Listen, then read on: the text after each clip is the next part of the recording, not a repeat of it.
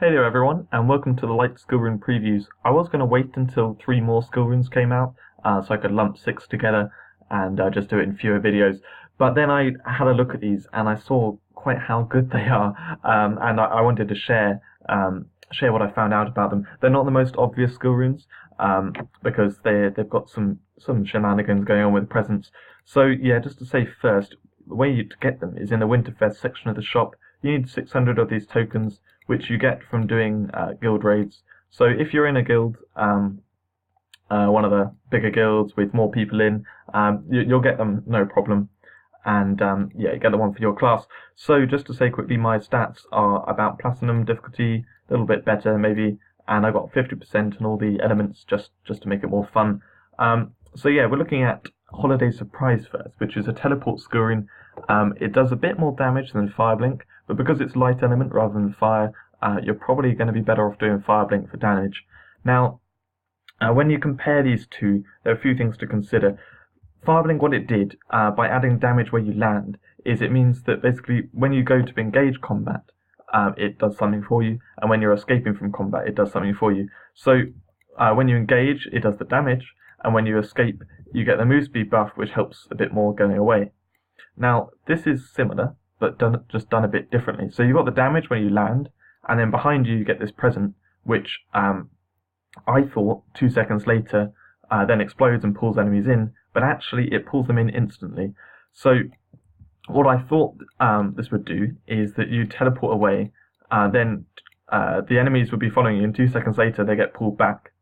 But actually they get pulled back instantly, and what this means in most cases is that pulling effect doesn't actually do anything to the enemies. It means they'll be stunned in PvP, so maybe that's why they have it. But yeah, in reality, where it works best is, say an enemy's running towards you. Say this guy here, he's running towards me, and so then I teleport beyond him. He then goes to turn around towards me, but then gets pulled back a bit further away from me. However, so in reality, that doesn't happen that much. And I'd much rather have the move speed bonus from Fireblink. So yeah, it really, this only has the niche of where you're against shadow enemies, and it's going to do a lot of damage there. So anyway, let's take a look at how it is in platinum difficulty. I'll just show it off a little bit and see how it actually works. So we'll teleport in here. As you can see, it does a bit of damage. Now I'll teleport away. As you can see, instantly pulled in. It pulls in from quite far. You see all those 2 enemies who are attacking me from distance. Oh, should have avoided that. Yeah, they get pulled in from really far away. That's the case in all these runes. They pull from really far away, which is pretty cool. Definitely gives the effect a nice bonus. Now let's just move to the next section of the event. Oh, I hate not having lifesteal. Alright. So this next section, there's some quite good enemies that get pulled in. Can get pulled in from far away, so should give a good display of it, the pulling in effect. So here I can kind of teleport through, group them all together, and then Empowered Frozen Sphere. That's really another use for it, I guess, is they can be pulled together for doing skills such as Arcane Ball. But to be honest, not a massive help to wizards.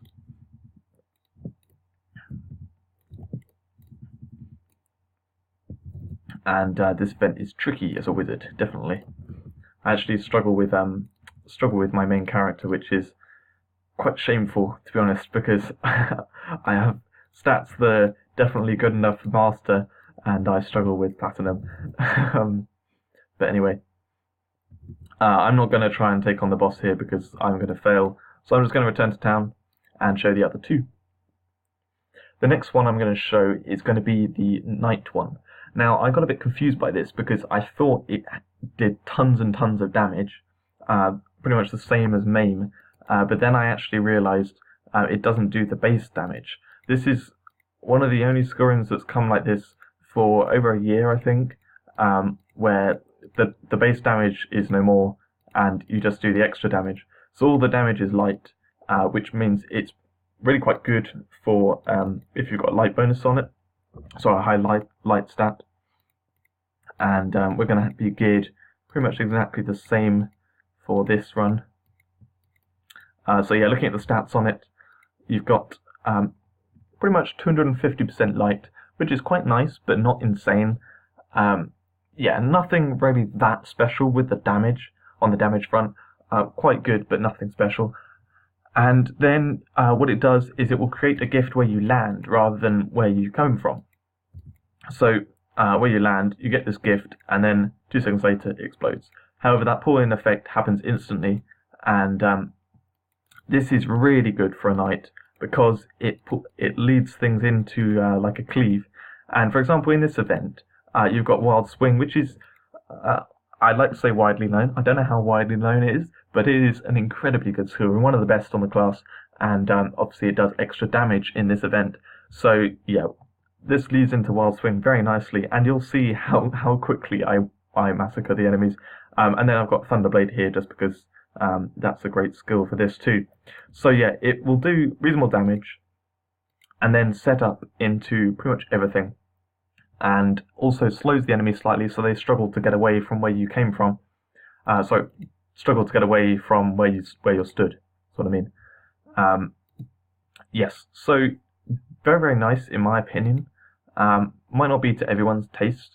A lot of people just like high damage skills, they do loads of damage.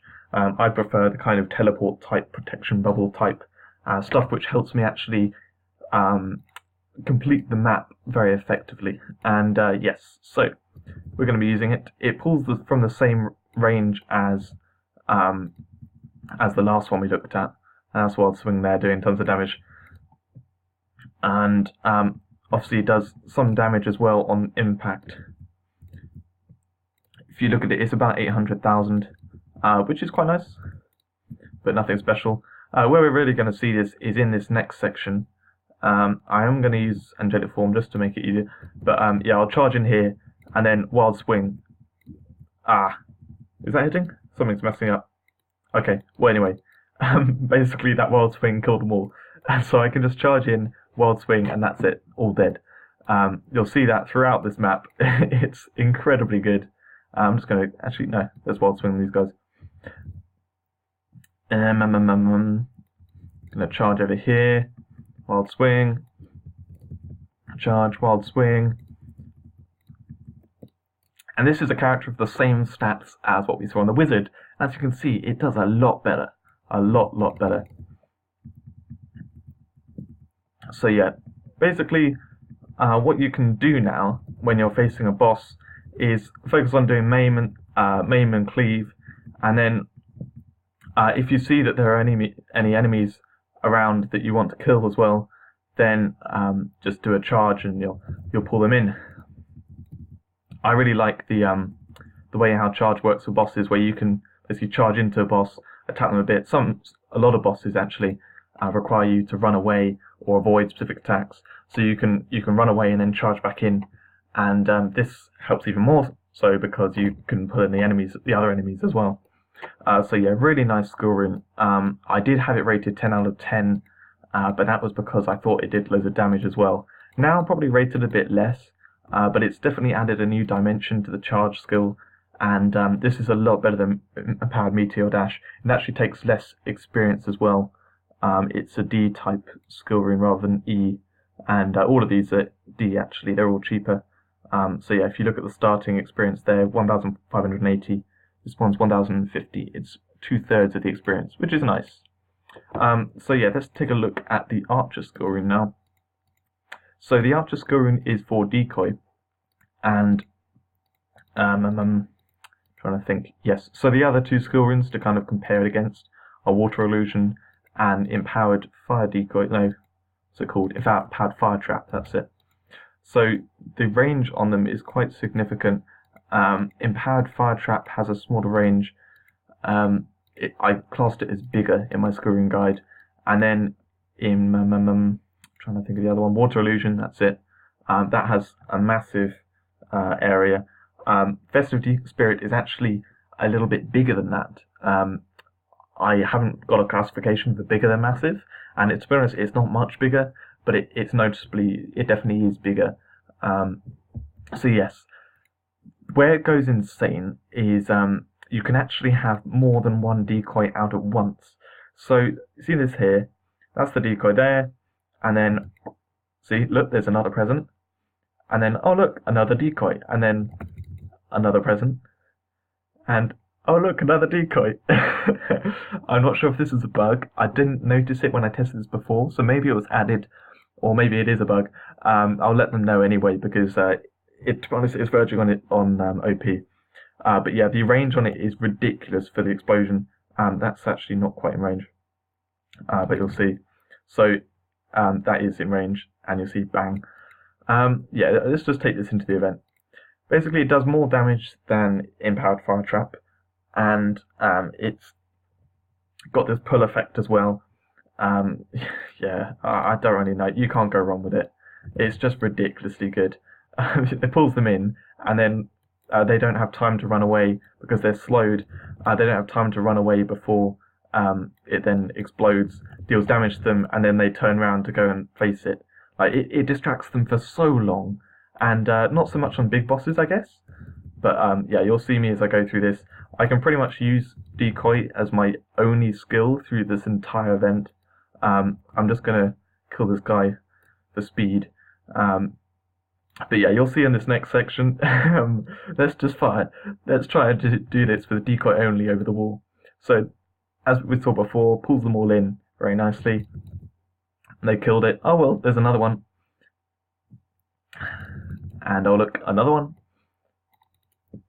And there's only two guys left, the big guy and the smaller guy. Again, it's hitting about 700, 800,000. And actually, if you have the sniper bonus on, it does work.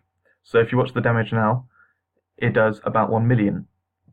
So yeah, you can get a 50% bonus from your sniper perk. Many archers don't believe me when I say this on for skills, but it works on almost every single skill. You get a bonus from the sniper skill. Now that was a fail on my part, but yeah, I should have done that better. Really should have done that better. This event is definitely easiest for archers. Alright, let's just use decoy over there. Hold them up a bit. Obviously this was with a cooldown pot, but this is a little bit overpowered, you got to admit. Let's take these guys out. Alright. Let's draw these guys out. Oh, come on, come closer. There we go. Okay, now for the boss. No. Screw it, I'll just go anyway. Right. Time to attack the boss. Come on, I can do it, I can do it. Oh no. No, not that thing. Oh well. You get the idea. It's really easy. Compared to how it is on the other classes anyway. Yeah, I swear I did this really easily one time when I tested, and then now it's just so much harder because they just happened to put a ice tornado right on top of me and do that other ice spikes on the ground. But anyway, we're looking at Festive Spirit here, not at my skill at playing with the Archer class. Oh, look how quickly I died there. Oh, this event's a bit tricky. Yes, so Festive Spirit. An insanely good skill rune. I don't know what else I can say about it really. I don't know how it would stand in PvP, but certainly I'd like to give it a shot. It stuns for 1.5 seconds. Okay, so again, I guess that's a second over the wall stun then, because that stun will go as soon as it lands. So it's an instant stun over walls, but only 1.5 seconds, and then will do damage as well, I guess, on the enemy when it becomes a decoy. Yeah, well, I can't think of what else to say. Really, really good. I'm glad that they gave a good score into archers, because archers did poorly so many times before. Anyway, that's it from me. I hope you enjoyed the video, and I will see you in the next one.